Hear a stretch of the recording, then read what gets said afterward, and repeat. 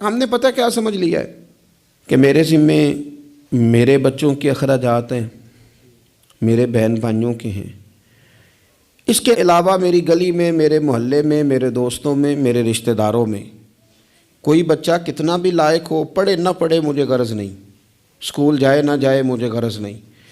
کوئی اس کا کسی قسم کا بھی مستقبل بنے نہ بنے مجھے کیا لگے۔ اور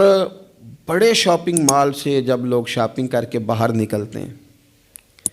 اور پھر دروازے پر وہ باہر آتے ہیں جب، تو ان کی کار کے گرد جب چھوٹے چھوٹے لوگ، چھوٹے چھوٹے بچے خیرات مانگنے کے لیے آگے بڑھتے ہیں،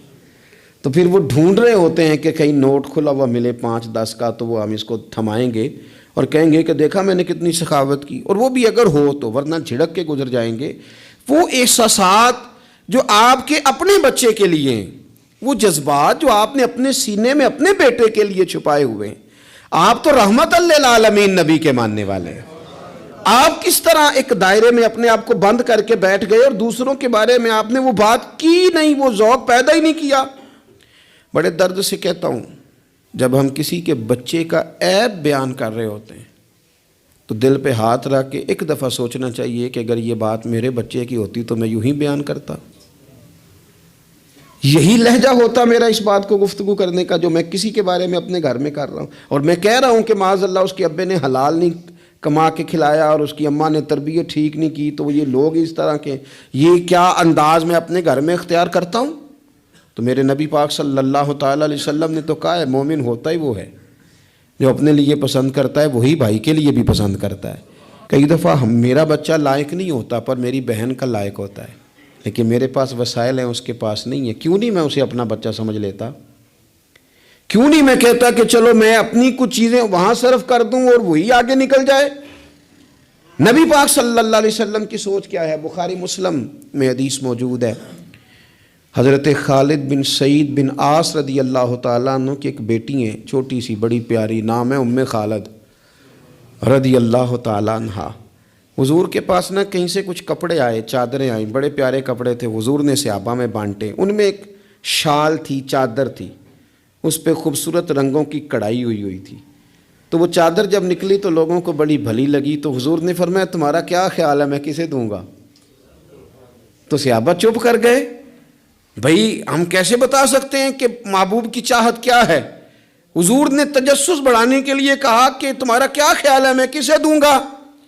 لوگ خاموش ہو گئے، تو فرمایا جاؤ کوئی ام خالد کو بلا کے لاؤ۔ ان کے نہ والد وہاں موجود تھے، نہ چچا موجود تھے، نہ خاندان کا کوئی لوگ موجود تھا، فرمایا اس بچی کو بلا کے لاؤ۔ بچی بڑی پیاری تھی، اکثر آتی تھی تو حضور کی پشت پر نہ مہر نبوت تھی، تو اس کے ساتھ کھیلتی تھیں، تو ان کے والد منع کرتے تھے یہ کیا کرتی ہو؟ تو حضور فرماتے تھے آپ چپ کریں، بچی جو کرتی ہے اسے کرنے دیں، اسے بلا کے لاؤ اس بچی کو۔ ان کے والد کو لوگوں نے جا کے کہا تیری بیٹی کو حضور یاد کر رہے ہیں، تو اپنی بیٹی کو گود میں اٹھا کے حضور کے پاس لائے۔ حضور وہ چادر گھر بھی بھیج سکتے تھے، پر حضور نے نا وہ بچی کو چادر اڑائی اور کہا ہاذا ثنا یا ام خالد ہاذا ثنا، کہا ام خالد دیکھو پیاری کتنی لگ رہی ہے بیٹا، اور تجھ پر جچ بھی کتنی رہی ہے، سونی کتنی لگ رہی ہے، اور تمہیں پیاری بڑی لگ رہی ہے۔ حضور نے وہ تحفہ دیا، پھر ایک موقع پر ایک اور تحفہ حضرت ام خالد کو دیا، اور وہ تحفہ دے کے حضور فرمانے لگے بیٹا اسے پہننا اور پھر پہننا اور پھر پہننا اور بار بار پہننا، اللہ تمہیں لمبی عمر دے اور اسے پہن کے پرانا کرنا۔ حضرت ام خالد صحابیات میں سب سے بعد میں ان کا انتقال ہوا ہے، 90 سال کے قریب عمر ہو گئی تھی، پر کہتی تھی میں نے مدینے والے کا تحفہ آج بھی سنبھال کے رکھا ہوا ہے، کیونکہ حضور صلی اللہ علیہ وسلم کے جذبات اگر حضرت حسنین کے لیے ہیں،